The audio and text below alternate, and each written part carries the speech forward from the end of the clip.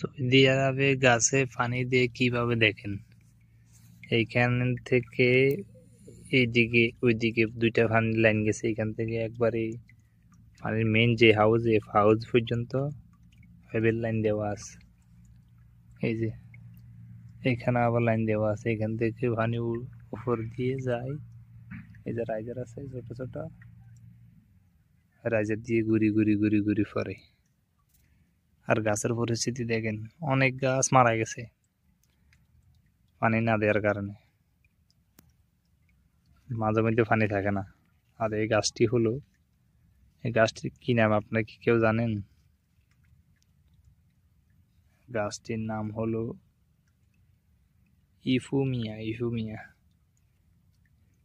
একটি গাছের দাম 100 রিয়াল, যে বাংলাদেশের টাকায় 3032 টাকা হয়। এরকম একটি গাছ দেখছেন, ইফুমিয়া। আর এখানে হইলো পানি দেওয়ার সিস্টেম। এই যে